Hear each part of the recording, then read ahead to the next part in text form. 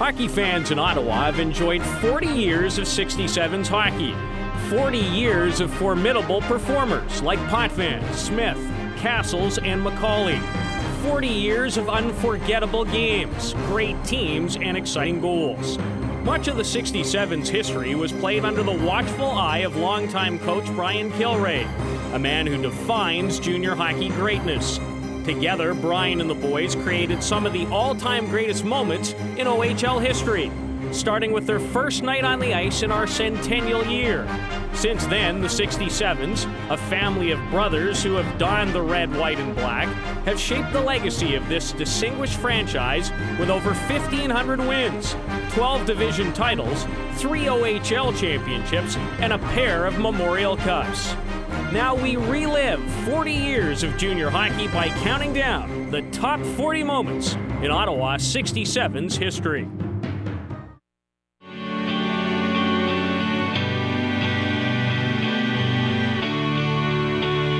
In the history of the Ottawa 67's, there have been a lot of great line combinations, but one stands out among the others: Bobby Smith, Tim Higgins, and Steve Payne. Payne, Higgins, and I had excellent chemistry. I know Tim Higgins and I first played on a line together when we were both 11 years old, so by the time we got to our last year junior, we were able to find each other on the ice pretty well. Timmy had great vision. I mean, the hands that he had, you know, he wasn't the biggest guy in the world, and he was tall, but he wasn't that heavy, but he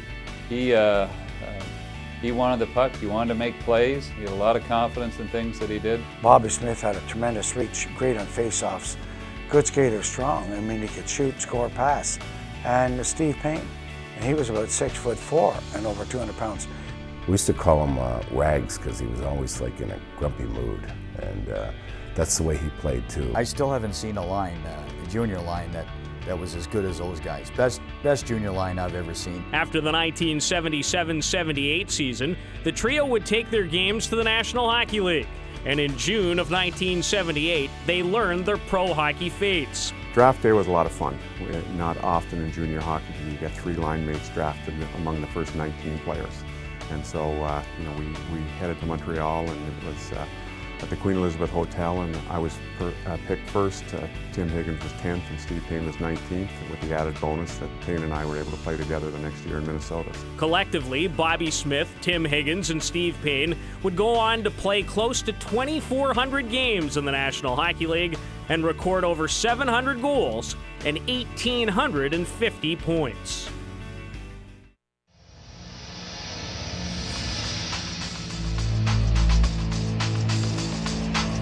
The 1976-77 season is remembered most for the 67's first ever Memorial Cup berth and the play of future pros Doug Wilson and Bobby Smith.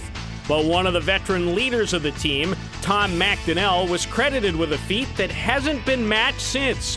He scored 3 goals in 24 seconds. He scored, went back to the face-off circle and pushed it straight ahead, went in and scored. Came back to the face-off circle, and I'm pretty sure it went either to one of the wingers, right back to him, and he split the D again and scored. It was just like, boom, 3 goals. A big part of me says I was on the ice for that. I sure hope I was. For that feat, right here at the Civic Center, that's a memorable feat. When you start thinking of the top 10 feats of all time for the 67's, that may be the best.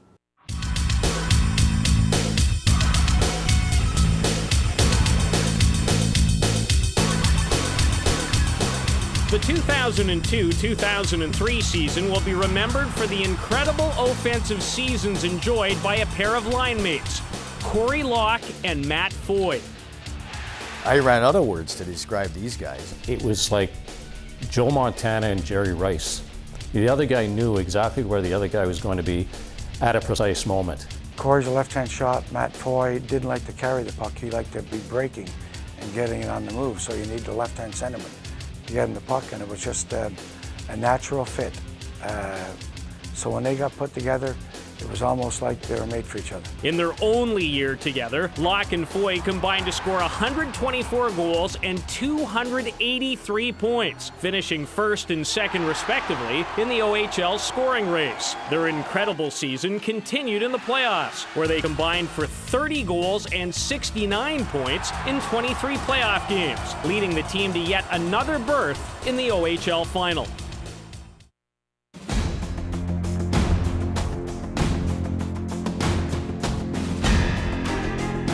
All great hockey teams, professional or junior, began at the same place, the draft table.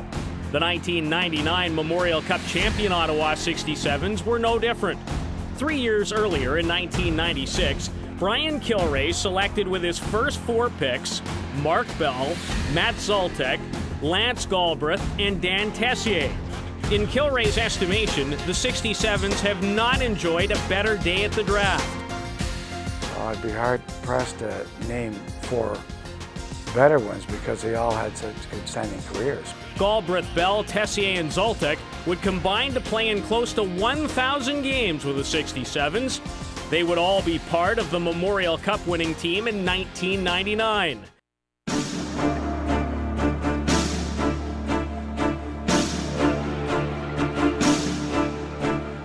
In the winter of 1992, as his team was looking to secure a playoff spot, GM and coach Brian Kilrea was looking to make a move.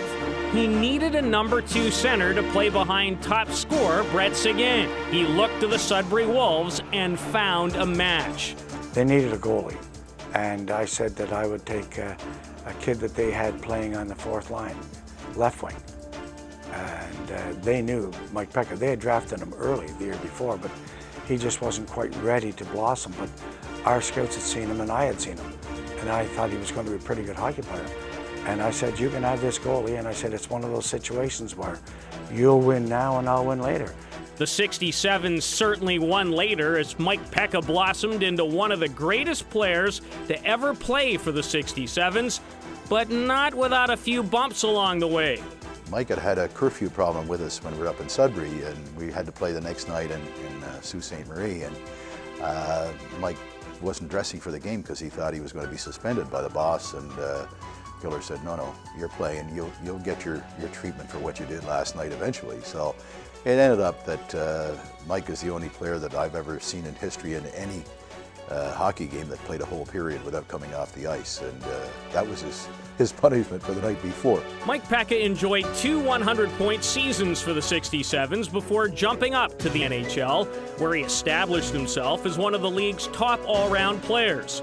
In 1997 and 2002, Pekka won the Frank Selke Trophy as the league's top defensive forward and has appeared in over 900 career games.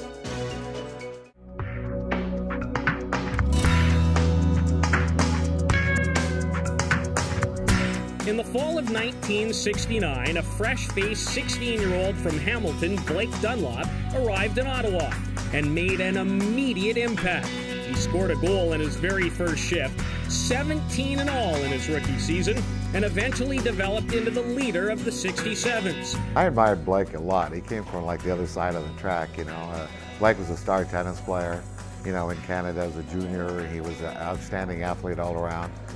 He was more the slick, you know, finisher for us, and the guy that I would look to all the time to move the puck. I mean, we had several guys, obviously, that could score, McSheffrey and McCormick and Lee and, you know, Paul Sheard, and we had a lot of guys that were able to bring up their game whenever we needed it, it seemed. But Blake, to me, was always, you know, the focal point of our forwards.